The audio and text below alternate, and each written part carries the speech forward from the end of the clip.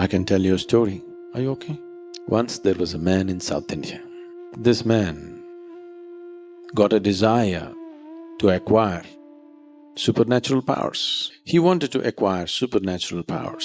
Supernatural powers means, someone wants to walk upon water, somebody wants to fly without an airplane, someone wants to sit in the fire and not be cooked, so many things. Fundamentally, you want to do something that others cannot do, and that's called a circus, yes?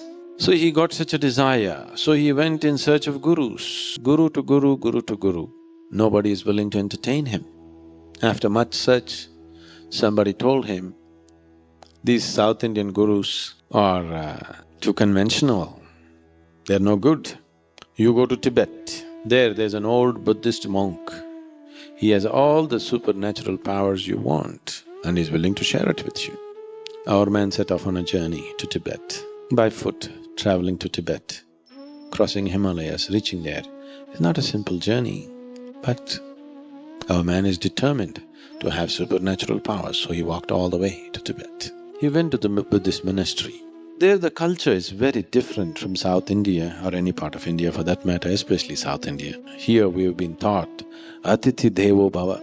That means a guest is God. If somebody appears at your doorstep, whether you know him or you do not know him, you treat him like a god. Such a culture does not exist in the Buddhist monasteries. If you go there, nobody will ask you who you are. Not because they don't care for you, because in their life, their whole life's work is just to find out who they are. So when you have just arrived, they don't want to embarrass you with such a big question. Who are you? It's not a small question, isn't it? In the middle of nowhere, you say, I am Ramaswamy or I am Habibullah, doesn't mean anything. In your town, in your community, it may mean something. In the middle of nowhere, it just doesn't mean anything. So they don't want to embarrass you with such big questions, so they never ask you, who are you? A new man has arrived. If you do not ask, who are you, what is the next possibility? Where do you come from? Do you know where you come from? So they don't want to embarrass you with that question either. You don't know where you come from, you don't know where you will go. These few years that you are here, you're busy, very busy, isn't it? Suddenly the act will end one day, just like that. For some there is a warning, many there is no warning. Just like that, without notice, all your act may end. But we are so busy, not knowing where you came from, not knowing where you may go. So they don't ask you such questions either. A new person has arrived, you don't ask him who you are, where you come from, there is not much room for conversation, so they don't talk to you. Lunch means there is a bell. If you want, you can go and eat. If you do not eat, in Buddhist life, fasting is also a very important part of their spiritual life. So if you're not eating today, that is also greatly respected. Nobody will compel you, you have to eat. South Indian home, you must eat. It doesn't matter you're bursting, but you must eat. You understand, that's hospitality. It's also a sure way to the hospital, but such things don't exist in Buddhist monasteries. This is a strange situation for our man from South India. So he hung on. When hunger overtook him, he went and ate, otherwise he just hung on and hung on. 1 day, 2 days, 3 days, 3 weeks passed away. After 3 weeks, the old monk called him. He knows why the man has come. He looked at him and said, see, what are you going to do with these supernatural powers? What will you do walking upon water? After 3 days, anyway a boat will be better, Suppose you go and start walking on water in Delhi somewhere, is there any water? Is there some water body that you can walk? Suppose you walk, initially a whole crowd will gather. If you every day start walking on water, people will say, he's a water walker. And anyway, after 3 days you will wish you had a boat, because after some time, what is the difference between walking on the land and walking on the water? Except the attention that you get initially. After some time, it's the same walk, isn't it? Don't waste your time like this. I will teach you the way of meditation. With this, you can live a fruitful life. Our man said, what? To learn meditation, do you think I have to come all the way to Tibet? In India, we know every kind of meditation. I want you to remember, Gautama the Buddha himself is an export from India. I want supernatural powers. In many ways, the monk tried to dissuade him Said, nothing doing, I want supernatural powers. And the monk said, okay, if you're so set on it, tomorrow morning have a dip in the river at 4 o'clock in the morning and be here. I will teach you the secrets of the supernatural. Our man went and took a dip in the river. That is Tibet. Temperatures are all minus. He turned half blue and came and sat in front of the monk.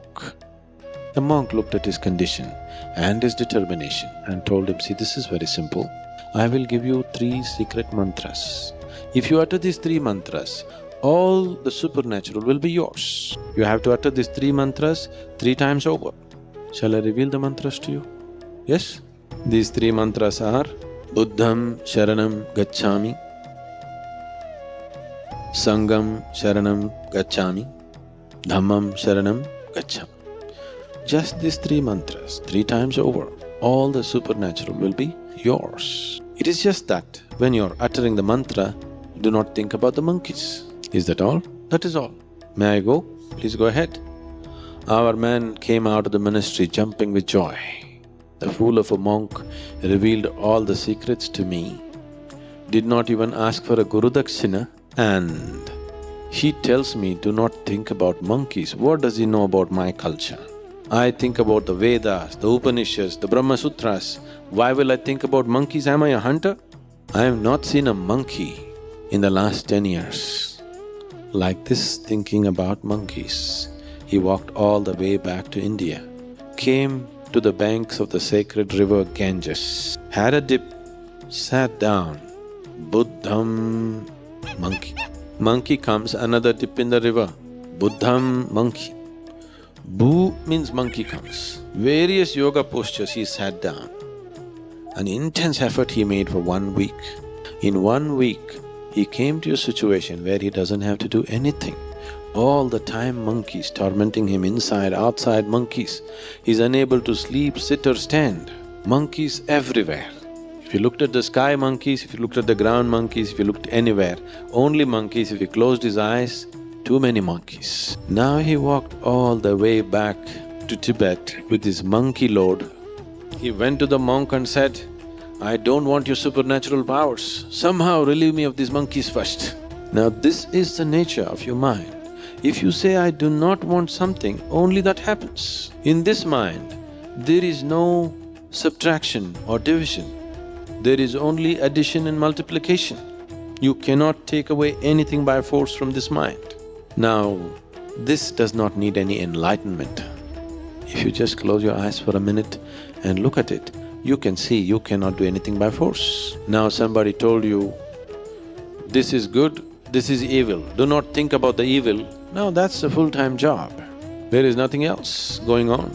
The moment you identify something as good and you identify something as bad, you getting identified with the good and having aversion for the bad is a natural process. If you have an indiscriminate sense of involvement with everything, involvement need not necessarily mean that you have to go and do something. You can just look at people and be involved, isn't it? You can just look at the sky and be involved. You can look at every life and be involved. You can close your eyes and still be involved.